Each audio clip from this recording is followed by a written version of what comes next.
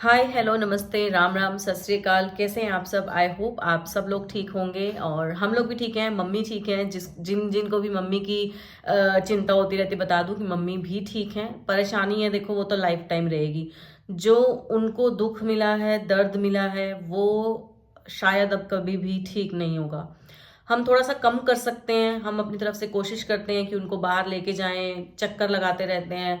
और आप लोगों को ये भी लगता होगा कि आप मम्मी को अपने साथ क्यों नहीं रखते हो, तो मैं बता दूं कि हम जिस माहौल में रह रहे हैं, आप सेक्टर्स में रह रहे हैं, मम्मी का वहाँ पे मन नहीं लगता है।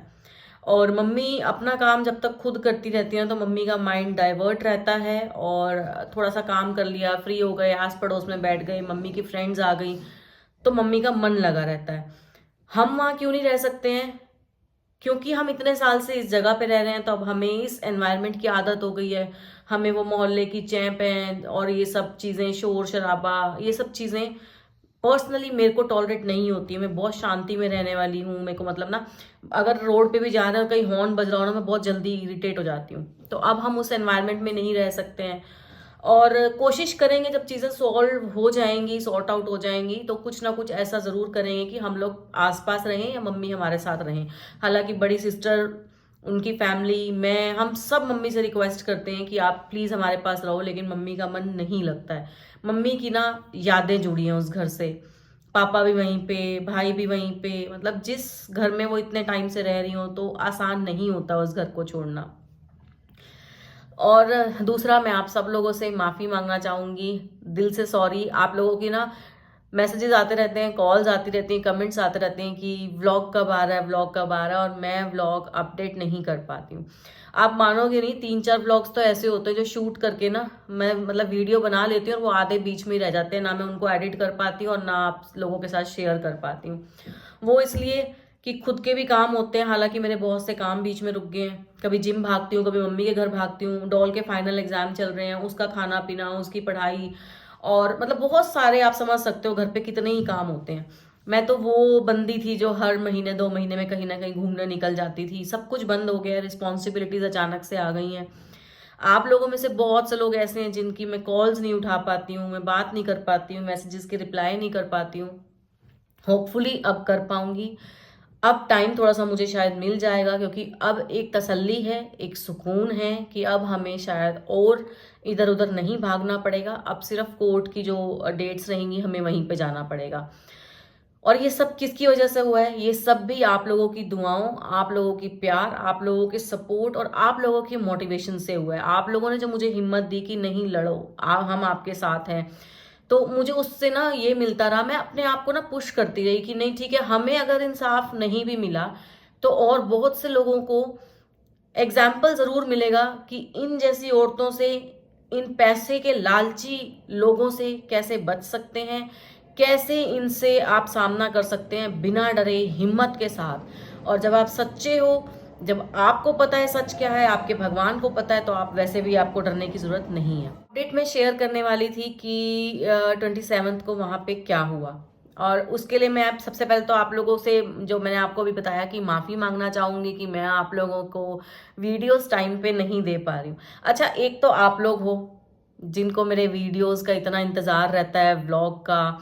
मतलब मैं आपको बता नहीं सकती मेरे पास कहाँ कहाँ से कॉल्स आ रहे हैं। जितने भी रिलेटिव्स हैं मेरे, जितने भी मेरे नॉन हैं, फ्रेंड्स हैं, आप लोग हो, सबके कॉल्स आ रहे हैं और सब मेरे को कहीं ना हिम्मत देते रहते हो।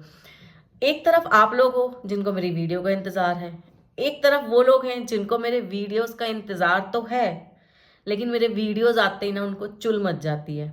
उनका दिल ना ऐसे ऐसे धड़कने लग जाता है कि अब कौन सा नया राज खुलेगा, अब क्या आने वाला है, अब मेरी कौन सी सच्चाई सबके सामने आ जाएगी, अब मेरा कौन सा नकाब उतरेगा। तो और फिर तीसरे वो लोग हैं जिनके पास ये औरत, मैंने इसका नाम बहुत सोचने की कोशिश की, मुझे समझ में नहीं आता यार। मैं नागिन रखूं? नागिन भी इससे बेटर होती है। नागिन का आपने सुना है कि नागिन के सामने अगर नाग को मार तो नागिन बदला लेती है। हमारी आंखों के आगे तो वो ऐसी है कि उसने खुद ही अपने पति को उस तरफ जाने को मजबूर कर दिया, और उसके बाद उसकी आंखों से एक आंसू नहीं टपकता। तो नागिन तो इसका नाम हम नहीं रख सकते, क्योंकि नागिन के दिल में भी ना नाग के लिए प्यार तो होता ही होता है, अपने पति के लिए, अपने पार्टनर के लिए दर्द तो होता ही होता है। लेकिन इस औरत को तो हमने शायद 5 से 6 महीने में एक बार भी रोते हुए नहीं देखा। तो नागिन तो इसको बिल्कुल सूट नहीं करेगा। हरकतें बेशक इसकी हैं वैसी, लेकिन जो इसने अपने पति के साथ किया है या उसकी फैमिली के साथ कर रही है, उसको देखते हुए तो इसको नागिन नाम नहीं दे सकते हैं। और ऐसा मैं क्यों कह रही हूँ, जितने भी घर, जितने भी लोग, जितने भी रिश्तेदार इन 13 दिनों में या इन 4-5 महीनों में हमारे घर आए होंगे ना, उन सबको एक बार मैं रिमाइंड कराना चाहूंगी, वापस से उसी मूवमेंट पे जाना, वापस से उसी जगह पे बैठना। वहां पे उस रवि की माँ भी है, बहनें भी हैं, और रवि की वो सो कॉल्ड औरत भी है। आपको वो औरत कभी रोती हुई नहीं दिखी होगी। आपको उस औरत की आंखों में से एक भी आंसू बहता हुआ नहीं दिखेगा, नहीं दिखा होगा। ये मैं फॉर श्योर हूं। मुझे मतलब एक होता है यकीन। हम लोगों ने 5 महीने वहां पे उसको देखा है। 5 महीने में मैंने उसे 5 बार तो छोड़ो, 5 सेकंड के लिए भी रवि को रोते हुए नहीं देखा। हम आपस में रवि की इतनी बातें करते हैं, हम रवि की इतनी मेमोरीज शेयर करते हैं, लेकिन इस औरत की आंख से मैंने एक भी आंसू बहता हुआ नहीं देखा। अच्छा, मेमोरीज की बात हम छोड़ भी देते हैं कि भाई चलो उसको याद नहीं आती होगी, उसका नहीं होगा प्यार अपने पति के साथ, नहीं होगा भाई। आप ये सोचो, ये औरत कहती है इसका टॉर्चर हो रहा है, यानी कि मैं, मेरी बहनें और मेरी मम्मी, हम सब मिलके इसका टॉर्चर कर रहे हैं भाई के जाने के बाद। ये कहती है इससे नौकरानियों की तरह काम करवाया जाता है। 50 गज का हमारा घर है, रहने वाले ये 2 जने हैं, हम जाते हैं दिन में एक आधी बार, फिर ये नौकरानियों की तरह काम करती है। तो भाई जिस घर में रहती है, जिस घर में तू रोटी खाएगी, जिनके बच्चे तक को तू खा गई, वो तेरे को रोटी दे रहे हैं, तो काम तो करना पड़ेगा। काम थोड़ी हम आके करेंगे फिर कि भाई हाँ आजा बैठ जा, हम तेरे को, भाई को तो तूने खा ही लिया, तेरे को रोटी भी तेरे हाथों में, तो तू वो भी बैठ के खा। ये तो पॉसिबल नहीं है।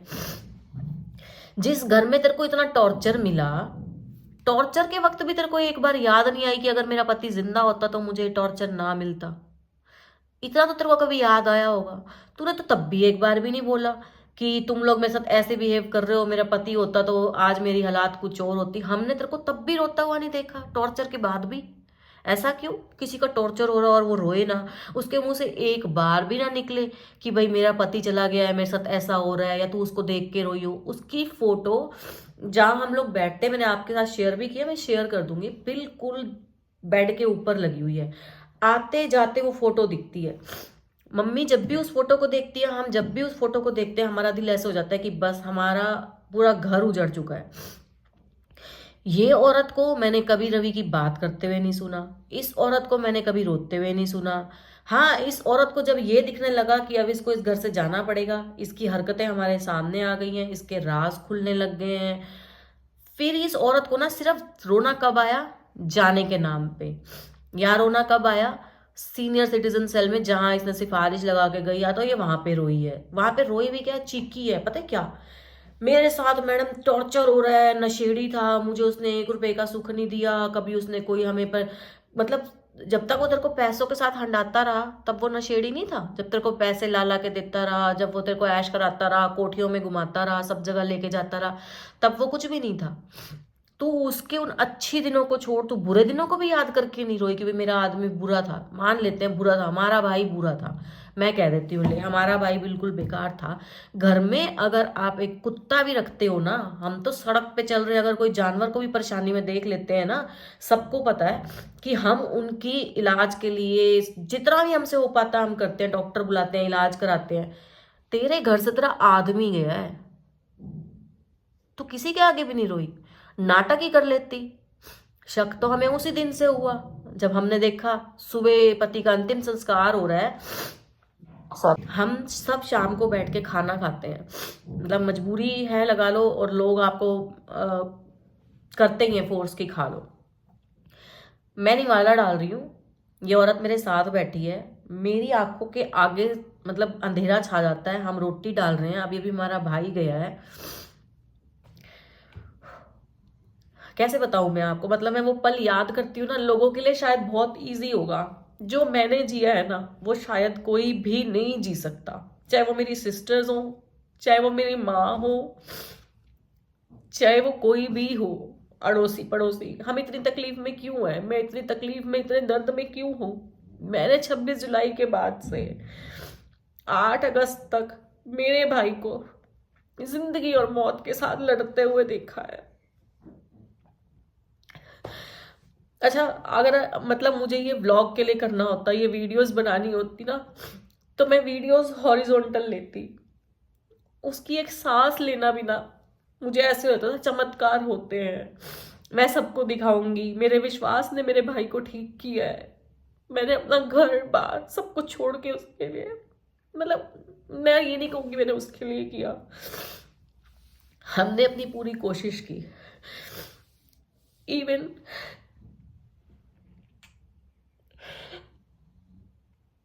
भाई 9 अगस्त 2022 को गया, 11 अगस्त को राखी थी।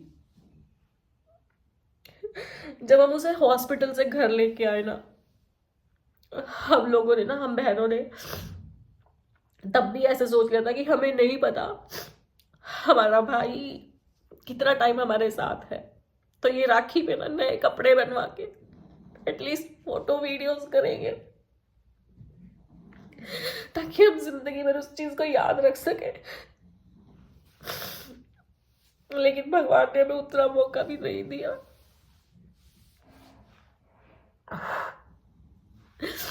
मेरी ये तकलीफ ना कोई भी नहीं समझ पाएगा। एज अ फीमेल, जब आप आदमी बन के अपने भाई को बिस्तर से उठा के जमीन पे सुलाते हो, आप उसकी आंखें देख रहे हो, आप उसके मुंह से निकलती हुई सांसें देख रहे हो, आप उसकी बंद होती हुई धड़कन देख रहे हो। मैं रातों को कई बार सो नहीं पाती हूँ, किसी से शेयर नहीं कर पाती हूँ, सो नहीं पाती हूँ, मेरी आंखों के आगे वही सब चीजें वापस चलती रहती है। ये दिन भगवान कभी किसी को भी नहीं दिखाए जो मैंने फेस किया है। भाई की बॉडी जब लेके जा रहे थे, मतलब बॉडी के पास जाना तो दूर की बात, इतना डर लगता था कि हम बॉडी के पास भी कैसे जाएं।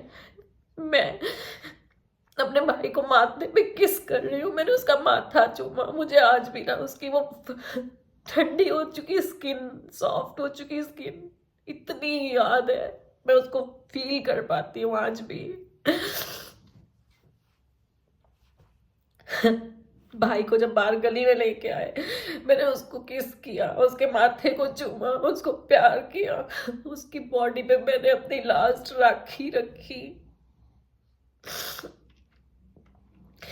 ये सब चीजें ना मैं जिंदगी में सब दुख दर्द बर्दाश्त कर जाऊंगी, मैं ये चीजें कभी बर्दाश्त नहीं कर पाऊंगी, कभी भी नहीं भूल पाऊंगी लाइफ टाइम तक ये ना। और सब बड़े सच कहते हैं, कर्मों का फल होता है, तो हो सकता है मेरे कुछ कर्म ऐसे थे कि मुझे ये सब चीजें देखनी थी। तो जब आप लोगों को मैं ये भी नहीं कहूंगी कि आप लोग सोचो, आप लोग कभी सोचना भी मत कि आप लोगों को ये सब फेस करना पड़े, कि राखी से 2 दिन पहले आपका भाई जा चुका और आप वो राखी जो उसको बांधने के लिए लाए थे वो आप उसकी बॉडी पे रख रहे हो। भगवान आपको कभी सोचने का भी मौका ना दे। तो 2 बजे उसका अंतिम संस्कार का टाइम था। 4 बजे, 4 साढ़े 4 बजे जब सब खाना खाते हैं, खाना खाने जरूर बैठ रहे थे हम, मतलब वो निवाला ना यहाँ से नीचे नहीं उतर रहा था। जैसे मैं अब बात कर रही हूँ, आप सोचो उस टाइम तो वो सब आंखों में से आंसू सब धुंधला, लेकिन ये औरत जो मेरे बिल्कुल साथ में बैठी है रोटी खा रही थी। मैं मतलब आपको बता नहीं सकती मुझे क्या फीलिंग आई। फिर भी अपने मन को समझाया कि हो सकता है हर किसी का दुख बयान करने का अपना एक अलग तरीका हो।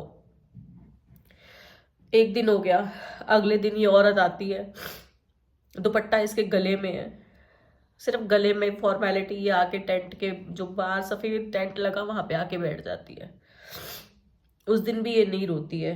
ये रोती कैसे है, जब कोई आता है घर पे तो ये, आप में से कोई भी हमारे घर आया हो ना, नोटिस किया होगा आप लोगों ने, ये सिर्फ मुंह ऐसे फेर लेती है और ये हाथों से ना सिर्फ नाटक और ऐसे, आंसू एक भी नहीं। ये चीज हमारे घर के बच्चों तक ने भी नोटिस की।